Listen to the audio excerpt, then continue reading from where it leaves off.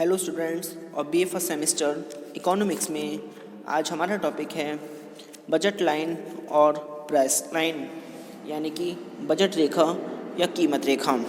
इसमें थोड़ा इंग्लिश में जान लेंगे पहले। Budget constants limit and individuals ability to consume in light of the prices they must pay for various goods and services.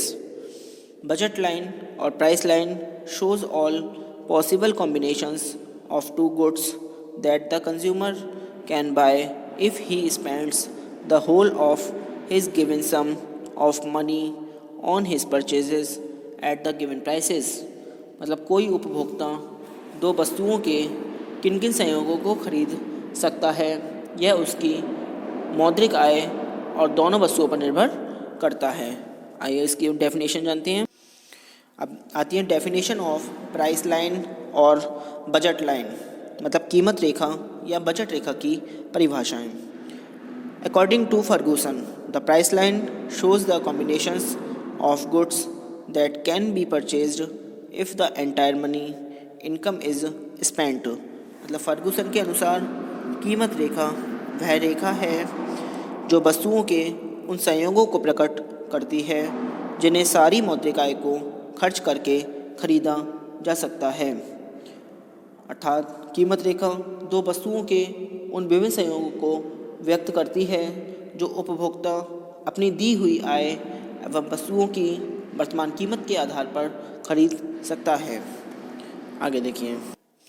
अब देखिए इस बजट लाइन में देखिए इस तरह का combination apples at the rate ₹6 per unit, फिर oranges at the rate ₹2 per unit, फिर टोटल बजट ₹6 इंटू एप्पल ए प्लस 2 इंटू ओ का मतलब ऑरेंज। ठीक है, तो सबसे पहले A B C D E दे रखे हैं। ए में एप्पल है 0 और ऑरेंजेस हैं 12।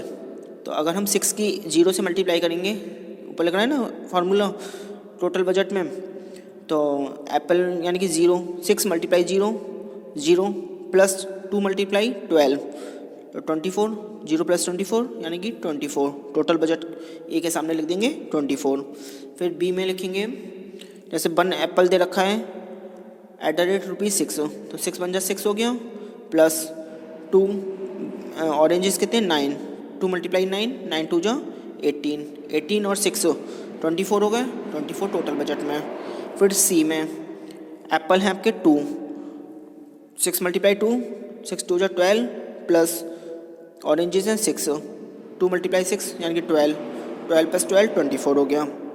फिर डी में 3 एप्पल हैं तो 6 मल्टीप्लाई 3, 6 3 जा 18 प्लस 2 मल्टीप्लाई 3, 2 3 जा 6, 18 और 6 24 हो गया।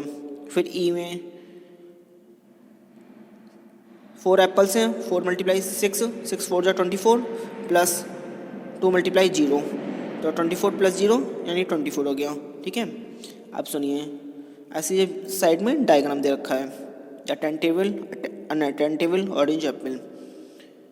Budget line corresponding to budget of ₹24। इस उदाहरण से स्पष्ट है कि कीमत रेखा पर स्थित कोई भी बिंदु सेब और संतरे के ऐसे संयोगों को प्रदर्शित करता है जिसे उपभोक्ता अपनी आय से खरीद सकता है, अपनी इनकम से खरीद सकता है।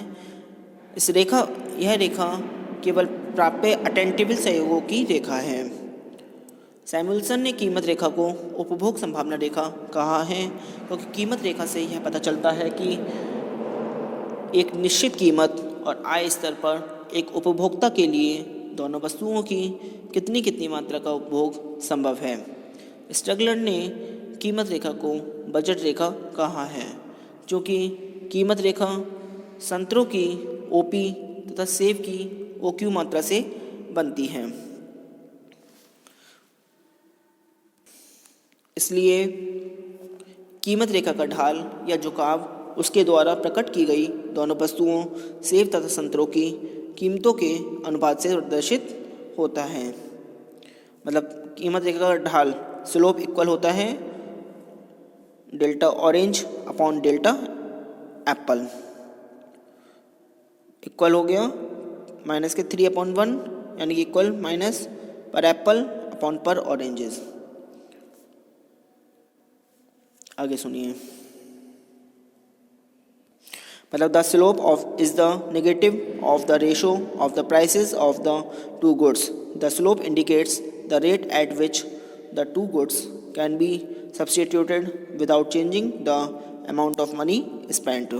जो स्लोप है वो नेगेटिव है रेशो ऑफ द प्राइसेस का टू गुड्स का। जो स्लोप इंडिकेट्स करता है एट विच टू गुड्स, जो सब्सटीट्यूट करता है बिना चेंजेस के अमाउंट ऑफ मनी स्पेंड। आगे सुनेंगे। अब आता है कंज्यूमर इक्विलिब्रियम। इसके बारे में सुनिए। Consumers choose a combination of goods that will maximize the satisfaction they can achieve given the limited budget available to them. The maximizing combination must satisfy two conditions. It must be located on the budget line or must give the consumer the most preferred combination of goods and services. मतलब उपभोक्ता के संतुलन की शर्तें। उपभोक्ता के संतुलन का पता लगाने के लिए हमें दो उपकरणों की सहायता लेनी पड़ती हैं, उदासीनता मानचित्र और कीमत या बजट रेखा। उदासीनता मानचित्र का ज्ञान इसलिए आवश्यक है ताकि उपभोक्ता अधिकतम संतुष्टि प्राप्त करने की दृष्टि से संतुष्टि के ऊंचे स्तर अर्थात उदासीनता वक्र का चयन कर सके। परंतु ऐसा करते समय चूंकि उपभोक्ता को अपनी आय और वस्तुओं की कीमतों की सीमा के अंदर ही रहना पड़ता है, इसलिए उपभोक्ता संतुलन के लिए कीमत रेखा अर्थात बजट रेखा का जानना भी जरूरी होता है। आगे देखिए। अब आती है कंडीशंस ऑफ कंज्यूमर इक्विलिब्रियम। मतलब उपभोक्ता के संतुलन की दशाएं। इसकी दशाएं, एक उपभोक्ता उस बिंदु पर साम्य की स्थिति में होगी अर्थात वह अधिकतम संतुष्टि तब प्राप्त करेगा जब निम्न शर्तें पूरी होती हों। उसकी शर्तें हैं। पहली है condition number first, budget line should be tangent to the indifference curve. Budget रेखा उदासीनता वक्र को स्पर्श करें। ये देखिए condition of consumer equilibrium. Equilibrium occurs point C when the consumer selects the combination which reaches the highest attainable indifference curve. ठीक है। At equilibrium point C we would have slope of indifference curve MRS XY equal to the slope of budget line. मतलब budget रेखा उदासीनता वक्र को स्पर्श करे। संतुलन की पहली शर्त यह है कि उपभोक्ता का संतुलन उस बिंदु पर होता है जहाँ पर कीमत या बजट रेखा उदासीनता वक्र को स्पर्श करती हुई होती है। इस चित्र में IC1, IC2, IC3 और IC4 चार उदासीनता वक्र हैं जो सेब व संतरे के विभिन्न संयोगों को प्रदर्शित कर रहे हैं। दी हुई आय तथा वस्तुओं की निश्चित कीमत के आधार पर उपभोक्ता द्वारा क्रय की जा सकने वाली दो वस्तु के संयोगों को AB के संयोगों क्या बोलते हैं, AB कीमत रेखा दर्शाया गया है। मतलब AC और B, AC और B दो वस्तुओं के ऐसे संयोग हैं जो किसी उदासीनता वक्र पर भी हैं तथा कीमत रेखा पर भी स्थित हैं।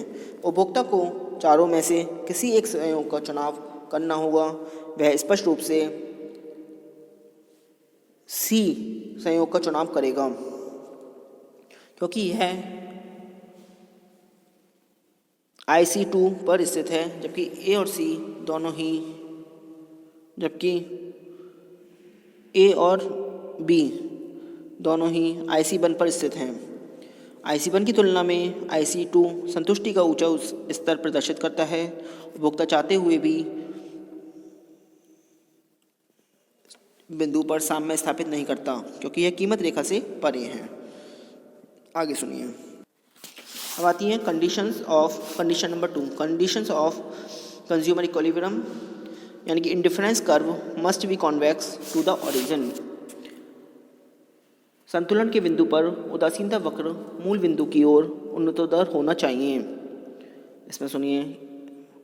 Combination E can not be equilibrium point because MRS will be increasing at E, whereas it should be diminishing at the equilibrium point. तो उपभोक्ता के संतुलन के लिए यह भी आवश्यक है कि साम्य बिंदु S पर X वस्तु सेब की, Y वस्तु संतरे के लिए प्रतिस्थापन दर घटती होनी चाहिए, अर्थात साम्य बिंदु पर उदासीनता वक्र मूल बिंदु के उन्नतोदर यानी कि कॉन्वेक्स होना चाहिए। इस चित्र में स्पष्ट किया गया है कि साम्य की पहली शर्त आवश्यक तो है किंतु पर्याप्त नहीं है। पहली शर्त अर्थात कीमत रेखा के तटस्थता वक्र पर स्पर्श रेखा होते हुए भी यह संभव है कि प्राप्त साम्य का बिंदु स्थायी साम्य मतलब स्टेबल इक्विलिब्रियम बिंदु न हो। स्थायी संतुलन के लिए आवश्यक है कि पहली शर्त के पूरा होने के साथ साथ साम्य बिंदु पर तटस्थ वक्र मूल बिंदु की उन्नतोदर भी होना चाहिए। आगे सुनिए। अब आता है effect of change in the budget या इनकम, मतलब उपभोक्ता के व्यवहार का सिद्धांत में आय तथा आय में परिवर्तन, आय तथा कीमत में परिवर्तन। सुनिए इसमें, if budget income of the consumer increases to ₹36 then budget line will shift outward to L2. If budget income of the consumer reduces to ₹12 then budget line will shift inwards to L3. आगे देखेंगे। अब इसमें सबसे पहले आता है income effect, मतलब आय प्रभाव। सुनेंगे, effect on the consumer equilibrium caused by change in his income if relative prices remain constant. उपभोक्ता की आय में परिवर्तन होने पर जबकि उपभोग की जा रही दोनों वस्तुओं की कीमतें स्थिर रहती हैं, उपभोग की मांग में जो प्रभाव पड़ता है उसे इनकम इफेक्ट या आय प्रभाव कहते हैं। उपभोक्ता की आय में परिवर्तन होने पर उसके तटस्थ मानचित्र में कोई परिवर्तन नहीं होता, केवल कीमत रेखा बदल जाती है। आज के लिए इतना ही। Thank you very much.